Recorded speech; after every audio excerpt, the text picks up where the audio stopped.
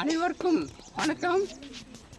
இந்த மூலிகை மஞ்சள் கரிசலாங்கண்ணி, அதாவது பொட்டலை கரிப்பான் மஞ்சள் கரிசலாங்கண்ணி பேர்.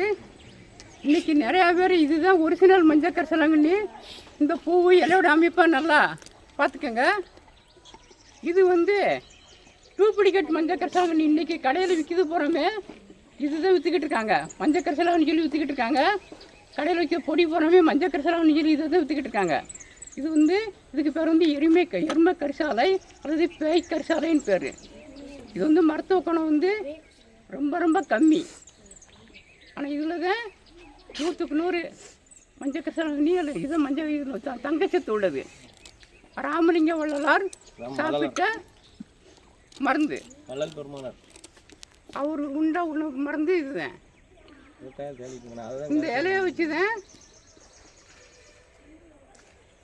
பழுத்த காலையில் எழுந்திரிச்ச உடனே 4 இலையை பிடிங்கி பழுத்து வைக்கலாம். அப்படியே மென்று சாப்பிடலாம். இந்த மென்று சாப்பிட்டுட்டு இருந்தீங்கன்னா வாழ்நாள் முழுதும் எந்த நோயுமே உங்களுக்கு வராது. தங்கச்சத்து உள்ள மூலிகை எதிர்ப்பு அதிகமாக கொடுக்கக்கூடியது.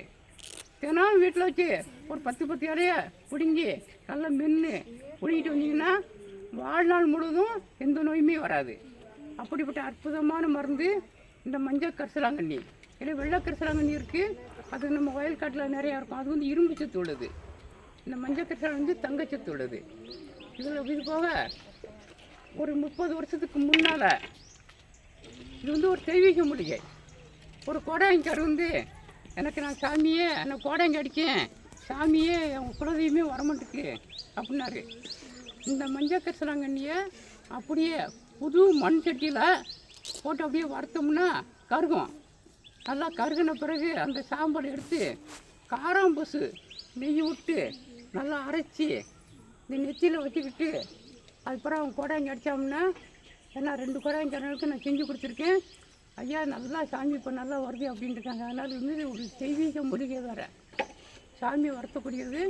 அதே மாதிரி இது நீங்கள் ஏற்கனவே சொல்லியிருக்கோம், பொட்டை பற்றி நிறைய சொல்லியிருக்கோம். பூரா பிளாஸ்டிக்கை போட்டு வச்சுக்கிட்டு இருக்காங்க. பிளாஸ்டிக் போட்டுக்கு எதிர்மறை எண்ணங்களை உருவாக்கும். இது முக்கியமான சக்கரம். அந்த சக்கரத்தில் இந்த பொட்டு வைக்கும். இதோடைய மைய கருக்கி அதோடைய பொட்டு மாதிரி வச்சிங்கன்னா அதிகமான தெய்வீக ஆற்றல், ஞான சக்தி. இது ஞான மூலிகை வர நல்லா கல்வி நல்லா வரும். அற்புதமான மூலிகை. நல்ல மூலிகை பார்த்துக்கோங்க. எங்கேயுமே கடையில் விற்குன்னு சொல்லி அந்த கரிசலாங்கண்ணியை வாங்கிடுறாங்க. இதை நீங்கள் பார்த்து நீங்கள் வாங்கி இதை சாப்பிட்டே வாங்க. இதை உங்களுக்கு ஒரு இப்போ இது காய் வைக்காது. இந்த இலை அப்படியே ஊனி வச்சிங்கன்னா அப்படியே தடுத்துடும்.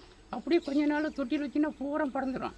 காலையில் எழுந்திரிச்ச உடனேயே இந்த மஞ்சள் பூவை தொட்டு கும்பிட்டுட்டு இந்த இலையை பிடிங்கி சாப்பிட்டுவாங்க. வாழ்நாள் முழுவதும் எந்த நோயுமே வராது.